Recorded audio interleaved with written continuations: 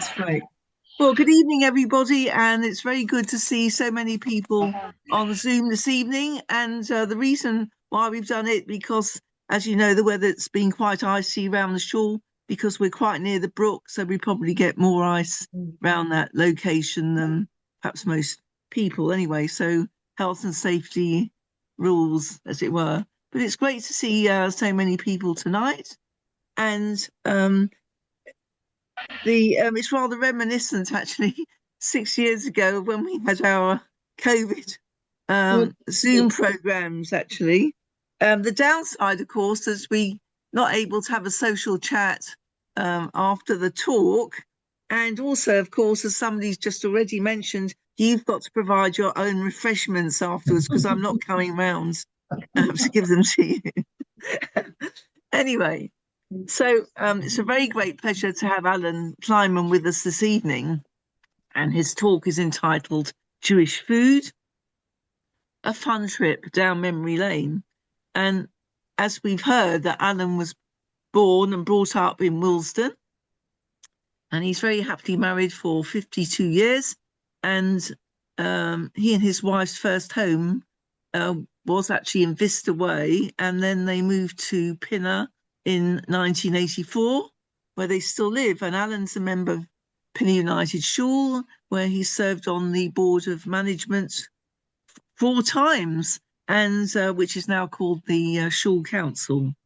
He was a senior partner in a West End and City firm of surveyors for 36 years, and he retired in 2019 after 55 years of work, and now occupies himself with playing golf, lawn bowls, walking, volunteering, being with the family and friends, as well as enjoying travel when he can. So it's a very great pleasure to have you with us this evening, Alan. Over to you now. Thank you so much. And it's lovely to see so many smiling faces and so many faces of people who I know well.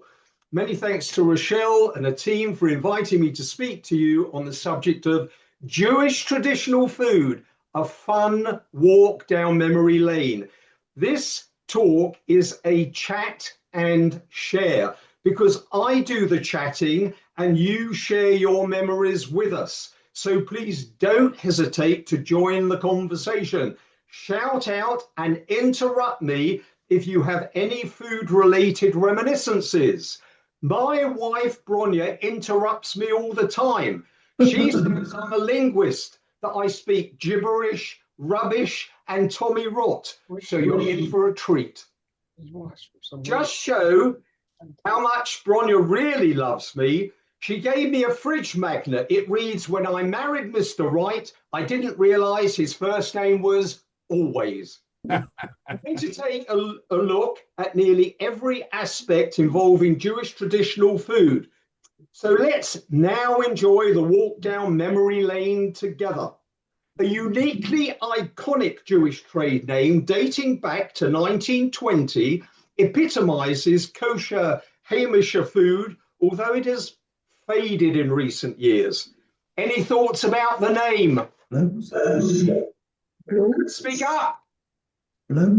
Bloom's, correct. Bloom's original restaurant in Brick Lane, London, was established by Maurice Bloom, a Lithuanian. It wasn't Brick Lane. His son, Sidney, then took over the family business in the early 1930s. The restaurant moved to Old Montague Street. In 1952, the restaurant moved again to Gardener's Corner. Whitechapel High Street, and Gardener's Corner. That's right, absolutely right, Gardener's Corner. A second restaurant was opened in Golders Green. The East End restaurant closed in 1996 due to the changing nature of the neighbourhood. There is a blue plaque on the building which notes its traditional and historic importance. I remember as a youngster being taken by my mum and dad in the car with my sister Dina and my brother Ian for special occasion meals at Bloom's in Whitechapel. The journey time from Willesden to East London seemed endless. You couldn't book a table at Bloom's. It was always full when we arrived. We had to join the queue outside of the restaurant, where there would be a variety of street entertainers playing Klezmer. a violin, Yeah. accordion, or singing. There was also someone selling, Bible. thank you, not bagels, bagels. There was also. Eventually, we would be invited into the restaurant. Can I interrupt you? Sorry? Can I interrupt you? Yes, you can. While we were queuing up to get into Blooms, they were handing out Vusht to people while they were queuing Very up. good. I heard that. Very good. Marvellous. It's the Vusht of times. Oh. Eventually, no. we would be invited into the restaurant and ushered to a table. Generally, the waiters had a legendary reputation for being abrupt and rude. That expectation was such, it almost seemed disappointing if they didn't insult you. Waiters wore shorty white cotton jackets and a black bow tie. They would offer you a menu and then take your order by memory by asking, "What do you want?" Nothing was written down. The waiter would disappear through one kitchen swing door, reappear through another, back into the restaurant, laden with our orders, and then place the platefuls of food correctly in front of us. It was like magic. However, a friend's family were in Blooms when the order went slightly wrong. Chips and roast spuds on the wrong plates. The waiter picked up a fork, took the first plate, emptied the chips onto the second plate, and did vice versa with the other plate. He then looked at everyone and said curtly, "Happy?" And without waiting for a comment, he walked off. There are many other similar stories, but it didn't deter customers.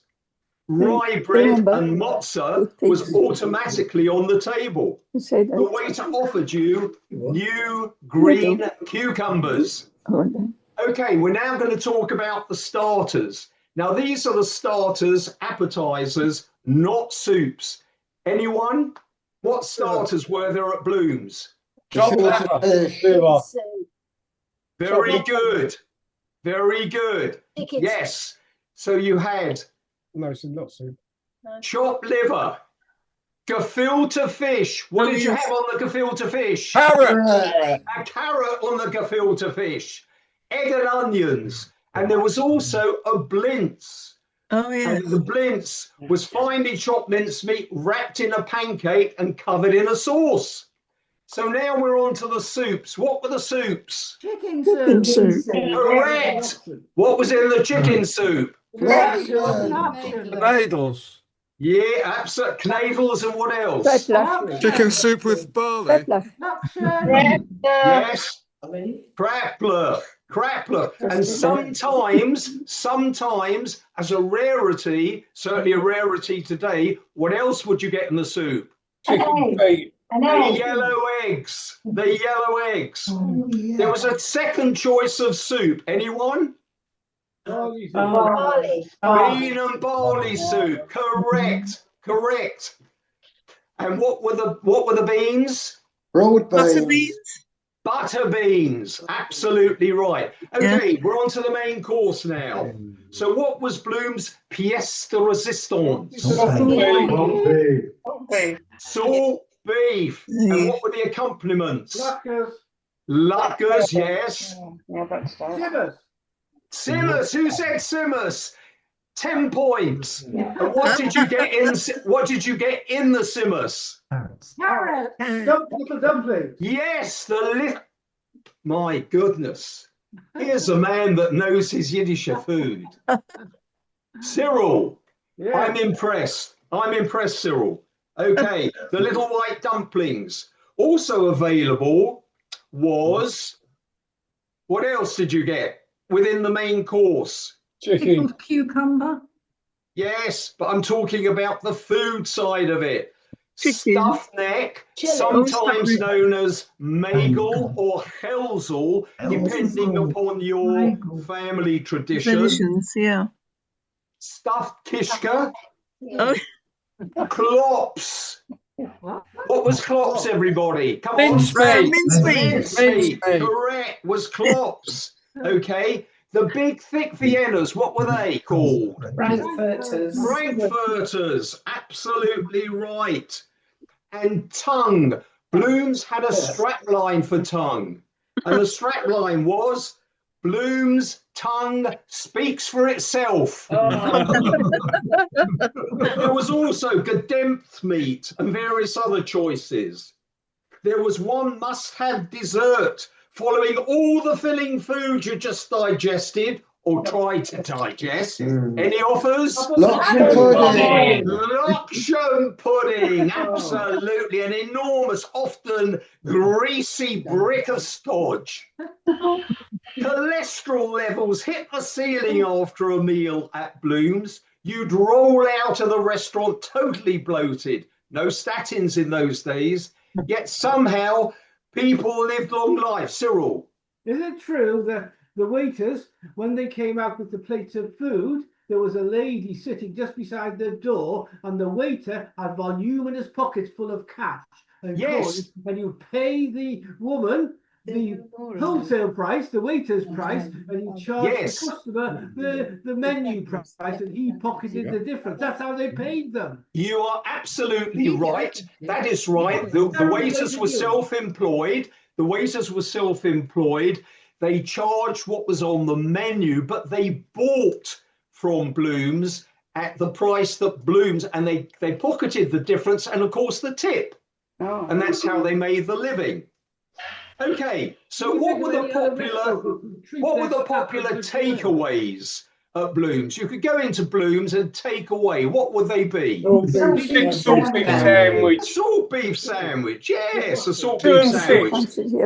Chopped liver. Yes, and also, if you remember, there was smoked salmon. They sliced the salmon so thinly you could see through it. It was a skill, wasn't it, the way that they sliced that salmon? Many of Bloom's products later became available in certain Jewish-related shops, such as Sainsbury's. Vosht. What flavour Vosht could you get? Garlic and non-garlic. Very good. Garlic and non-garlic. 11 out of 10 for that person.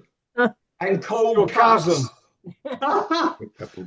So who ate at Bloom's at Whitechapel? Put your hands up if you ate at Bloom's in Whitechapel. Okay, that case, you will remember the wallpaper. What picture extended the length of the wall at Bloom's? Petticoat Lane. Correct. Cyril, come over here. Take over. He spent all his life there. A landscape of Petticoat Lane market stalls. Absolutely right. You must have eaten there a lot. Synonymous with kosher food were the Jewish hotels in Bournemouth in particular in the 1950s, 60s and 70s. Who can name some of the hotels? Ambassador. The Green Park. Ambassador. The new ambassador. Yes, keep going. Yes, dear. Cumberland. Yes, keep going. The Normandy. Very good. The new Very ambassador good. was owned by the Vickers family, who are members of Kenton Shaw. Very good. Green Park. Green Park. Oh, yeah.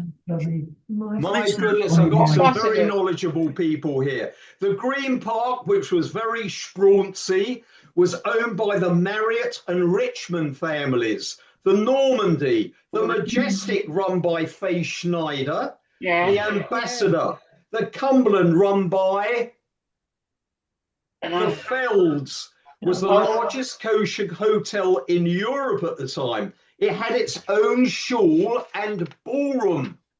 The Langham, the Eastcliff Manor and Eastcliff Court hotels were also in Bournemouth. Who's from up north? Who's from up north? You are. Anyone? No. Okay.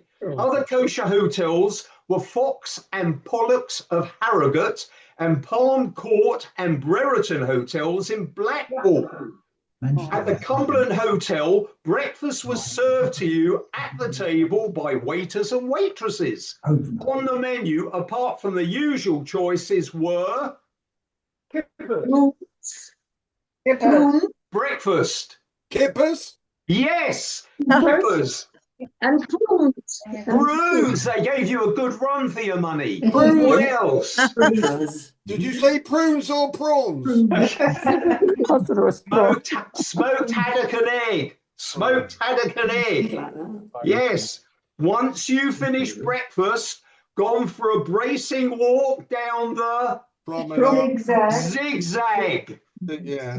Along the beach to Boscombe Pier and back. It was time for lunch. You forgot 3 hearty courses of filling food were waiting to challenge your capacity.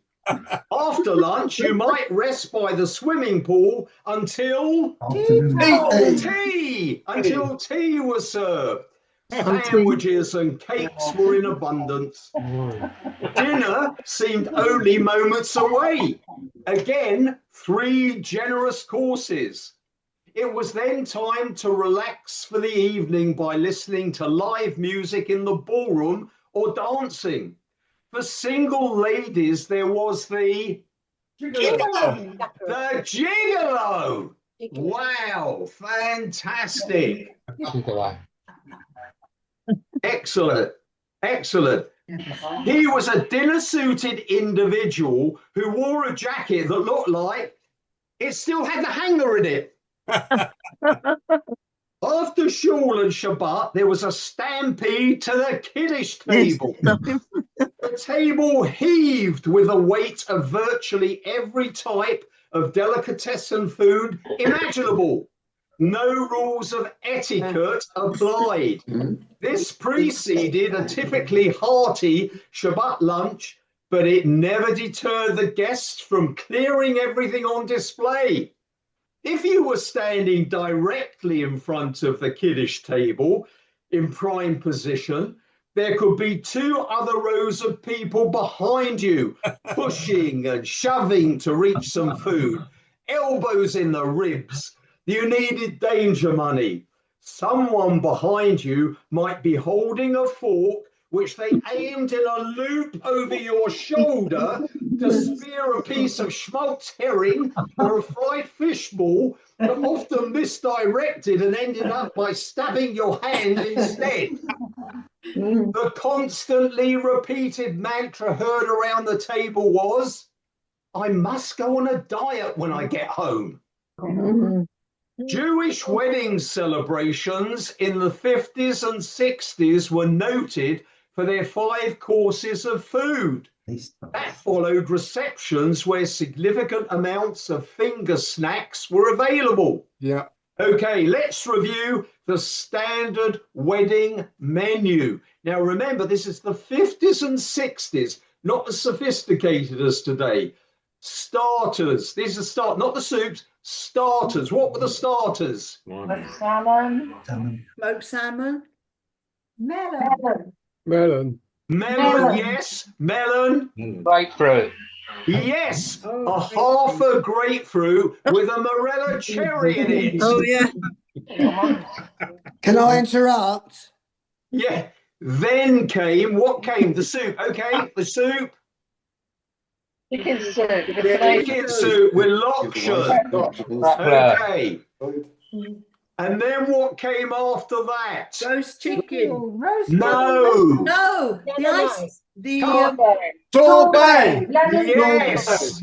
Yes, we Jews have very sophisticated palates. We've got to cleanse the palate for the main course by having the sorbets. I think there were 2 flavors, weren't there?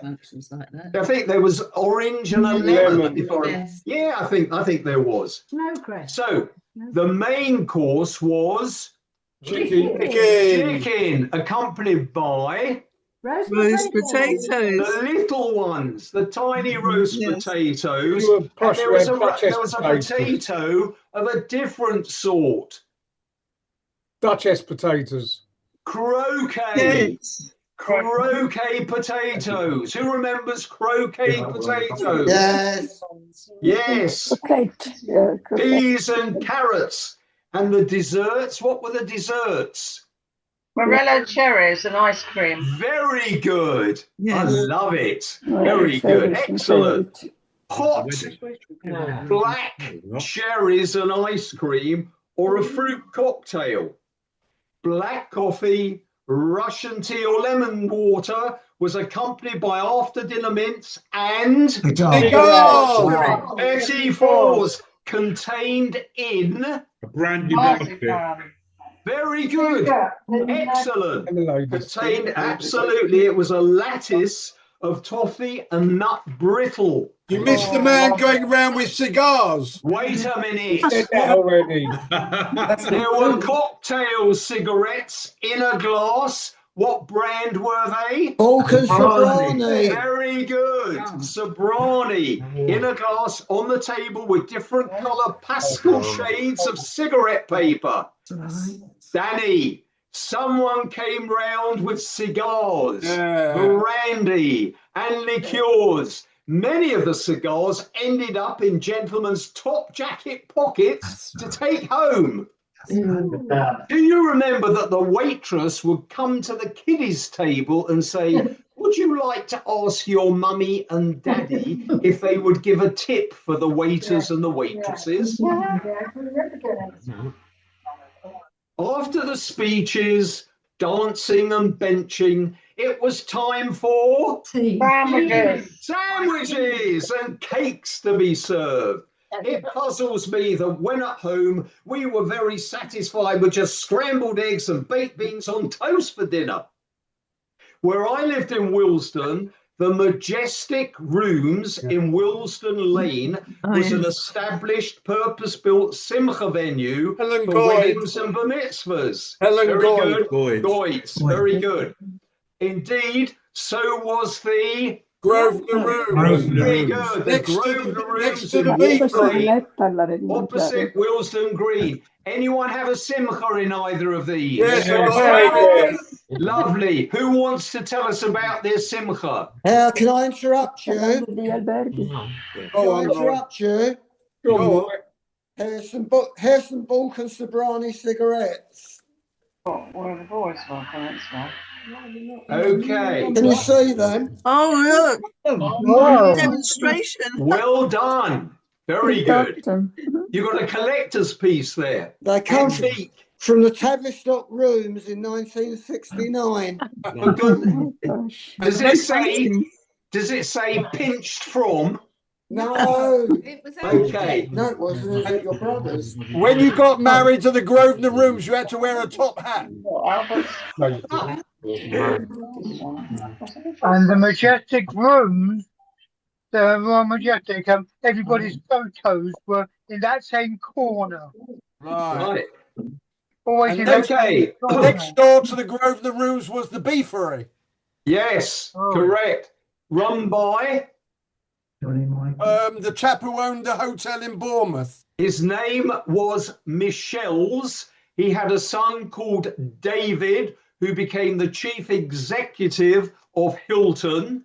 And David married a Willesden girl, and her first name was Michelle.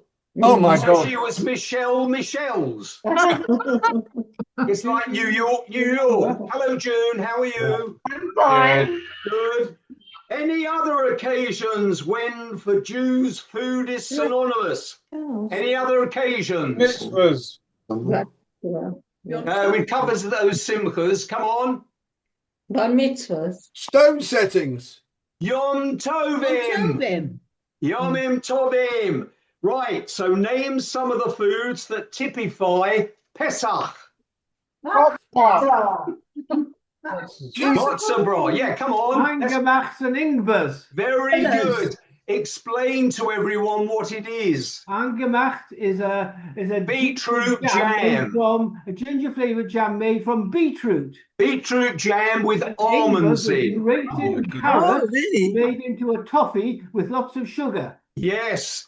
and some cinnamon or ginger. Cinnamon, yeah, No, that's right. ginger, I think absolutely as well. ginger. Always would be made with ginger. Okay, very good. Excellent. What else? Come I on. have another memory of the Grosvenor Rooms. Yes. Because my Zayda and my father, Oliver Sholem, used to take the Yom Noraim services there. And not a lot of people know this. So I was about 3 at the time. And if you lie flat on your tummy and you look through the air brick, you could watch the tube trains. Not a lot of people know that. Difficult in my wedding dress. How sad can you get, Robert? Very. That's the I miss Grosvenor. That's the Grosvenor Room. I love it. Superb. 7th of I March, love it. 72. Johnny Michaels. That looks like a Johnny recognise you. Michaels. Yeah. Excellent. Excellent. Okay. So we haven't said coconut pyramids. We haven't said almond macaroons. We haven't said cinnamon balls. We haven't said lemon and almond plavers. And what about grain? Oh. Pudding. Okay, so now we're on to Shavuos. Shavuot. So what do we have Shavuot? Cheesecake. That's it. So we have cheesy stuff. Cheese blintzes, cheesecake, cheese buns. Why cheese? Some say it's because on the holiday of Shavuot, a 2-loaf bread offering was brought to the temple. To commemorate this, some eat 2 meals on Shavuot. Why wouldn't we? We're Jews. Why don't we have 2 meals? First a dairy meal, and then after a short break, the traditional holiday meat meal. It's not generally known that for Sukkot, stuffed foods are eaten, such as Olishkis. Olishkis. What was that? Sorry. Olishkis. Olishkas, absolutely, very good. So And then on stuffed cabbage. Shavuos, after the 2 meals, you take 2 indigestion tablets because that's what happens on Shavuos. Renizo, a lot to you, Robert. Okay, so stuffed cabbage, kraploch. Bubarani, my dad's mom, used to make a gefilte cabbage, which was stuffed. It was made into a ball shape, then stuffed with rice, meat, and other ingredients. As someone has said, it's sometimes called holishkas. Yeah. One of the reasons behind the stuffed foods, particularly vegetables, is that they represent the harvest. We remember the miracle of Hanukkah, when the oil to light the temple menorah was sufficient for 8 days. 8 days. no, sufficient for 10 days. 1 day. 1 day. 1 day, but lasted 8 8 days. days. Thank you. Consequently, we eat oil-based foods such as Latkes and donuts. very good donuts, latkes, bubbelers or kremzels. Yeah? Everyone remember them, kremzels? No. Oh yes, I do. Yeah. If you didn't, you're deprived. Yes. On Rosh Hashanah, we eat. Honey.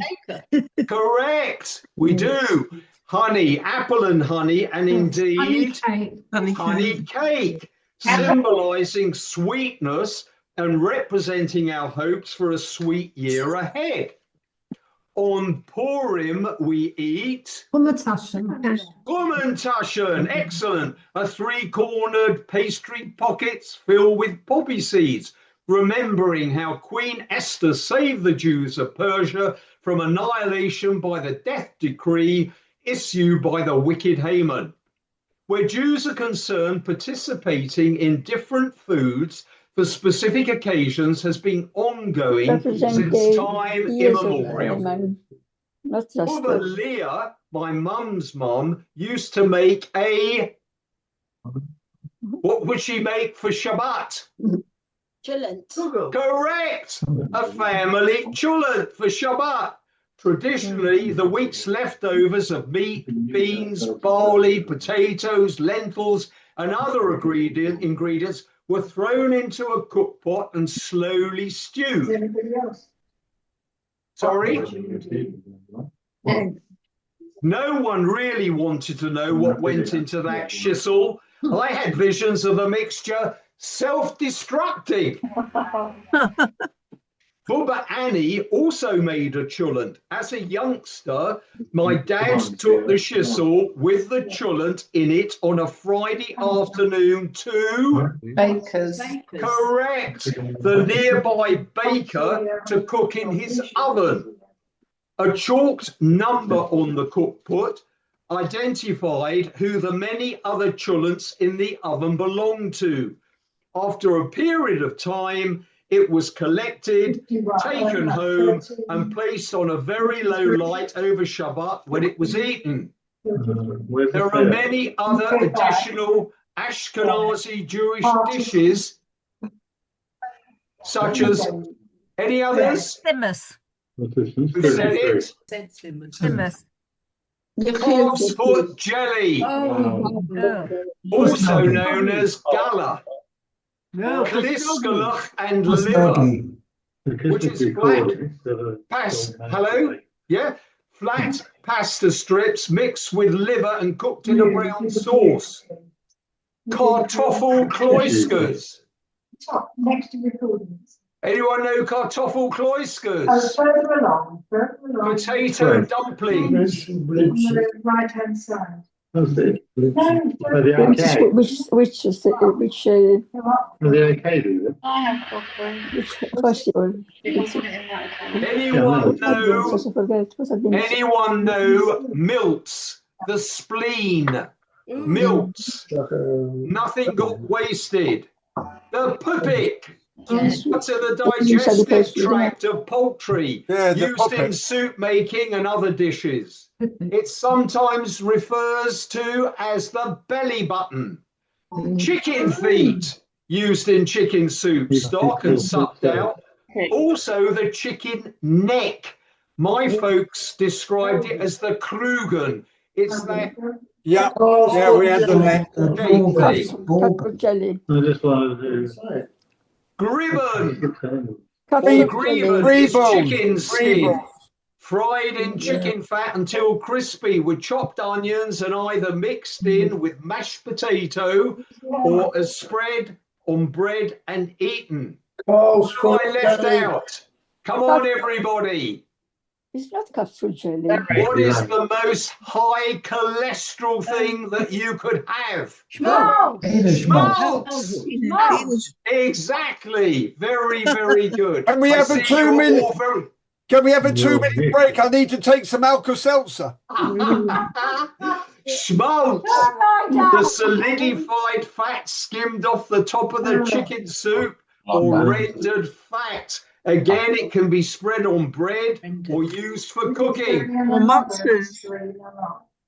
Jews have always associated food with both good times and sad times. A kiddush to celebrate the arrival of a newly born child. Conversely, the mourner's meal at the start of a shiva.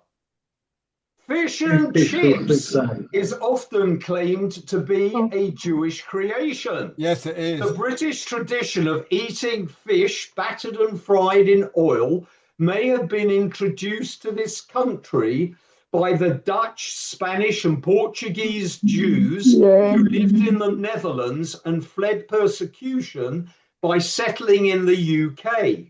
These immigrants arrived as early as the 16th century. Yeah.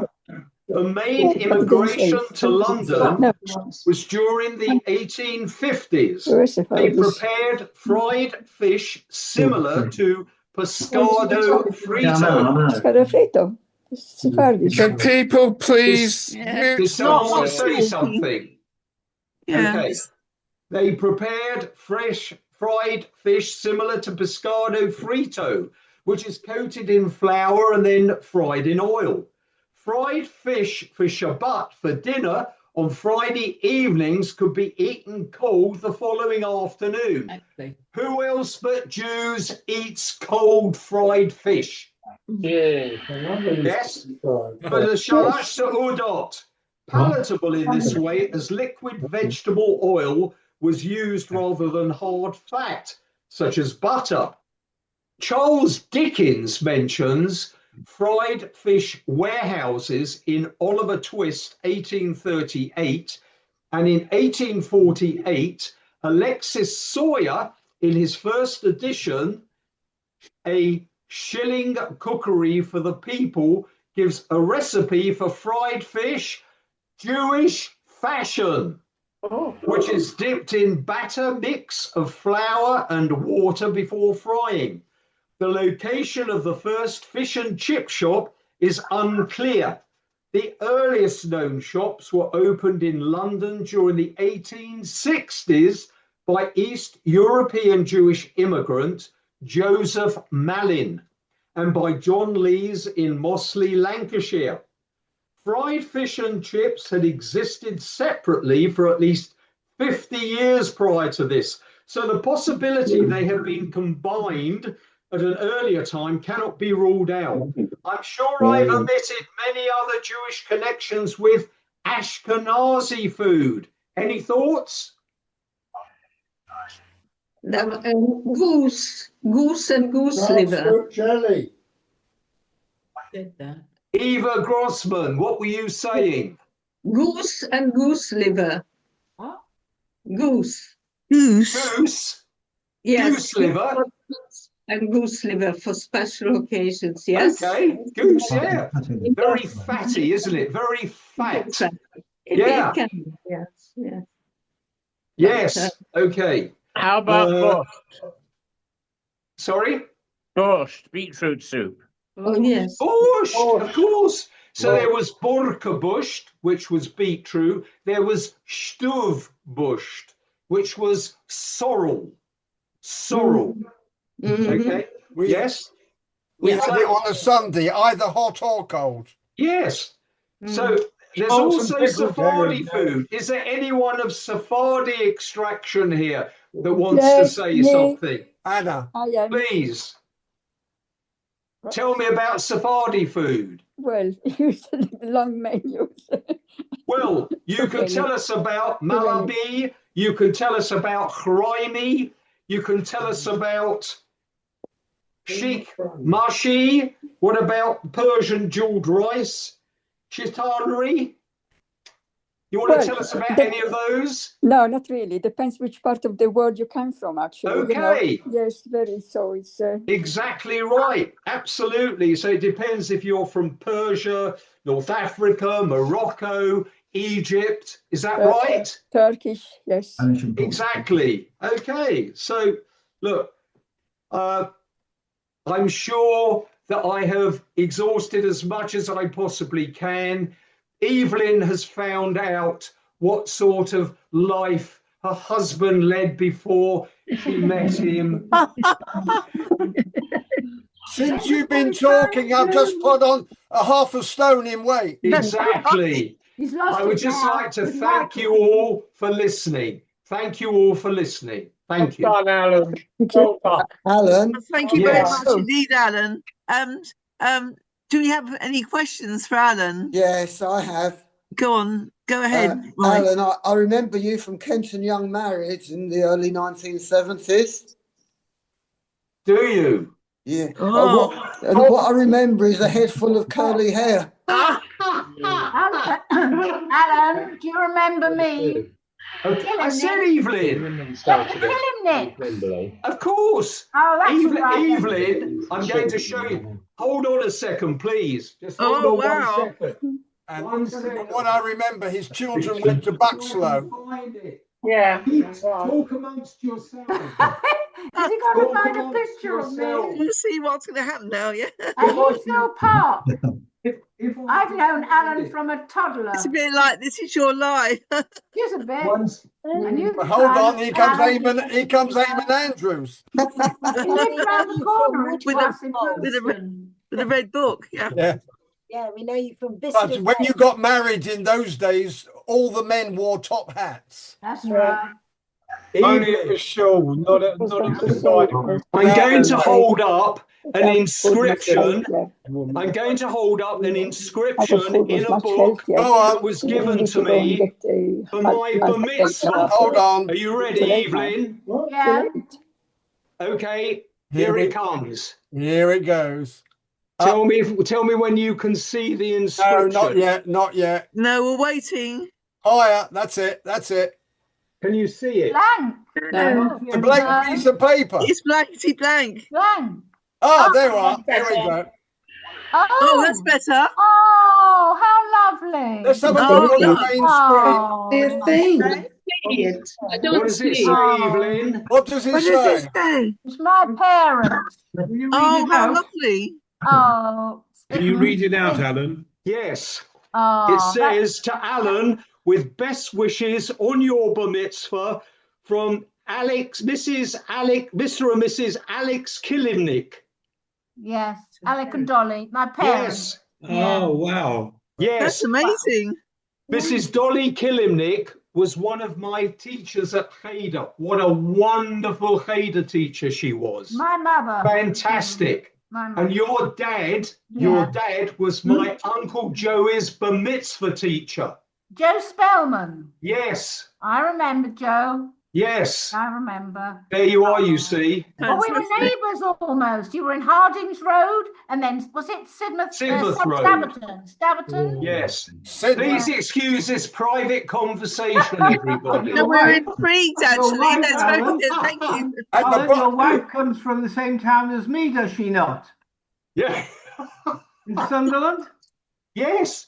That's where Bronya I is come from Sunderland. Yes. Correct. My wife, Bronya, is from Sunderland. Alan, yes. At the bottom of Sidmouth Road, Alan, at the bottom of Sidmouth Road, where it meets Willesden Lane, Yes. the house of the pianist of Willesden Lane. Oh, yeah. Really? Yeah.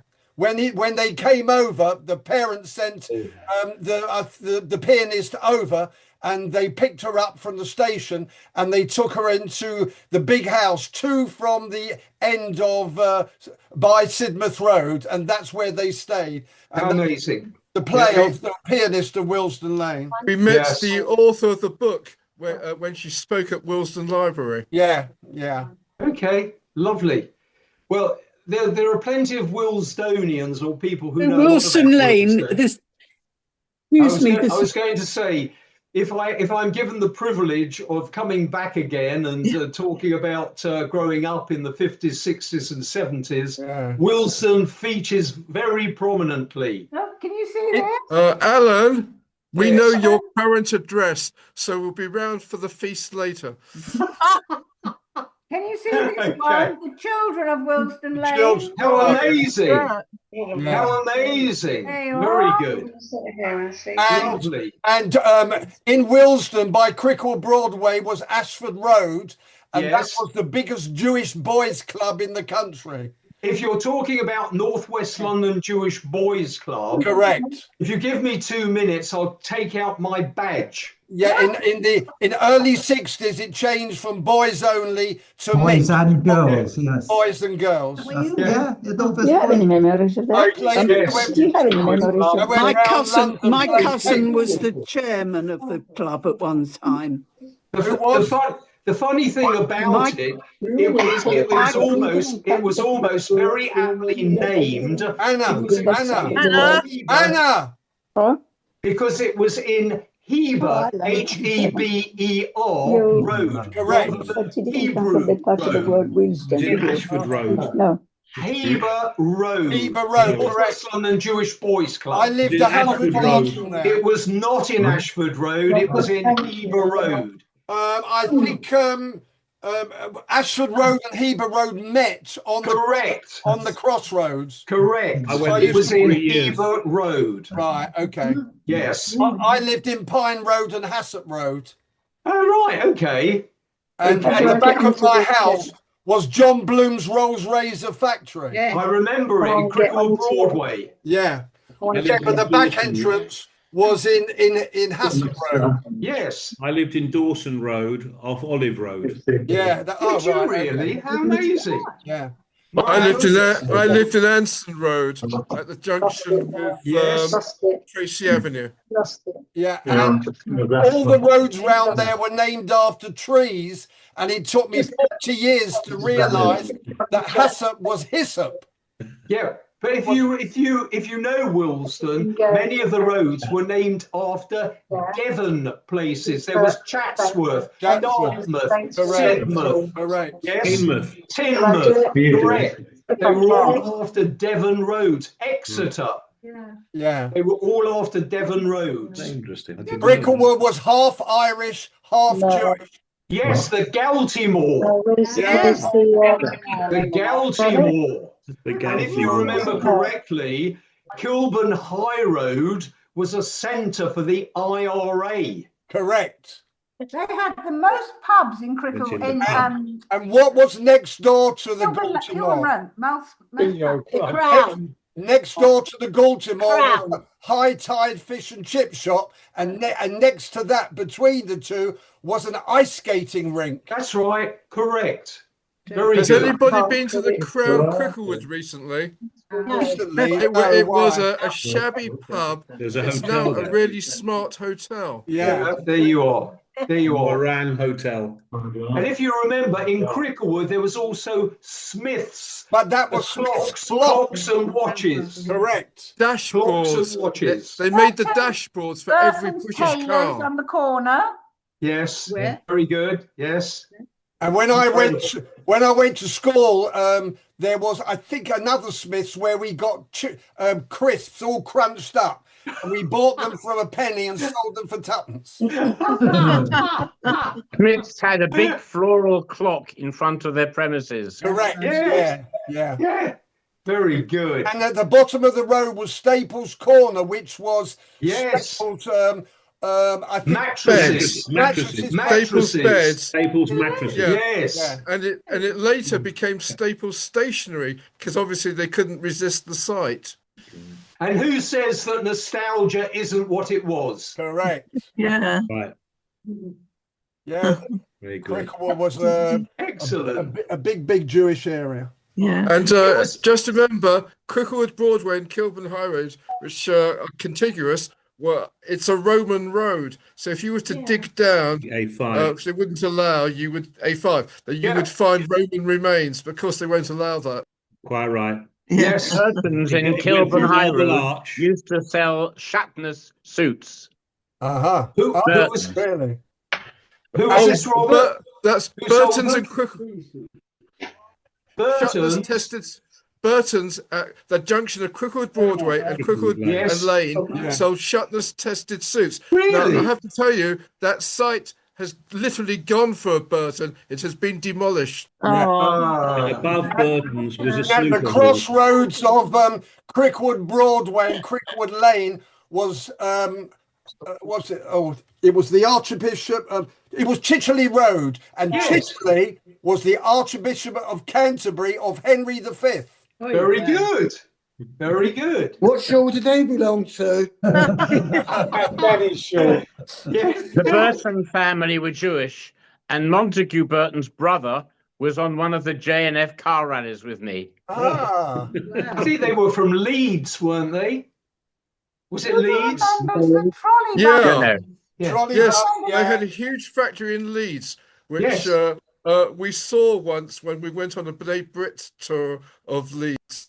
But there was also John Collier. Long shut down. The window to Collier, watch. John Collier, the window to watch. Very Do you good. remember Yes. anything of this? What about the trolley buses? Yeah, the 266. Yeah, that was a penny bus ride from the Galtymore to Warm Lane Shoal. It was a penny bus ride, which I used to take to go to Hader class. What came before the trolley bus? Tram. The tram. And what came after the trolley bus? Route Masters. The Route Master, absolutely. Trolley Very bus. good. That was the when they got back to 266. electric buses. And the 260. 260. 260 went to Golders Green. Yes. That was the 660. No, the Golders Green 666, bus. yes. The Golders Green bus was 226. Oh, 226. You're right. You're right. Yes, yes. Down Anson Road. Correct. Ah, That's amazing. where Rabbi Landy lived, and just That's off that was Melrose Avenue, where A the murder. the murder. There was a murder there. There was more than one. He cut up the bodies and put them in fridge. Dennis Nielsen. He I lived in hope they Melrose use Oh Avenue. my they goodness use a me. Fleischer knife. Nice. Oh dear. That was Yeah, near where Dennis, you lived, Annie. yeah, Dennis Nielsen. Yeah. And then he moved to Muswell Hill. Oh, about. Yeah. Do we have any? It's lovely hearing all these reminiscences. Actually, do we have any further questions for Alan? Another question, a statement. Look Okay. in Kenton Shul, Zoom and you will meeting, see this Zoom meeting is a running right reminder now. of Walm Anna, Lane shush. Shul, the stained glass Oh, windows really? were Yes. originally Yes. in Walm Lane Warm Shul. Lane. Yes, yes, yes, yes. That's right. I have a question for the audience. My question is, what are the winning lottery numbers for next weekend? Anyone? No offers. I'm not telling you. We need to think about it. I must tell you, it's been a joy. Thank you so much. I've really Very enjoyed good. it. Really enjoyed it. Well done. So on behalf of everyone this evening, I would like to say what an enjoyable evening it's been, going down memory lane. First of all, for the people from Willesden, I'm sure he'll have to get Alan back, and also all the people that on the Zoom tonight who lived in Willesden during their childhood. Also, I mean, it's very interesting, Alan, just to reminisce about the different foods that we used to have. And I remember you talking about the hotels in Bournemouth. We used to love going there. I know my parents were Sholem. I remember my father going to one of them, and he said it was called the Kiddush on Shabbat. He called it Kosh and Nosh. Yeah. So thank you so much, and it's been so entertaining, and we've loved having you this evening. And thank you very much for coming on Zoom, because you were expecting to come live, as it were, face to face at the shore. Thank you very much to everyone on the Zoom, but I particularly want to thank Irene, but not least Madeline, the hero of the evening, who very kindly went down to the shore to check that there was nobody coming in this evening. Thank you very much, Madeline. Very much appreciated. So thank you very much, everybody, and also to Alan. And now you'll have to go and get your refreshments yourself. I don't know whether you've got your salt beef sandwich all lined up, or your Danish pastries or whatever. Anyway, good to see you, everyone. Thank you very much. Enjoy the rest of the Great evening. fun. Thank you. That's right. Okay. All the best. Bye, everyone.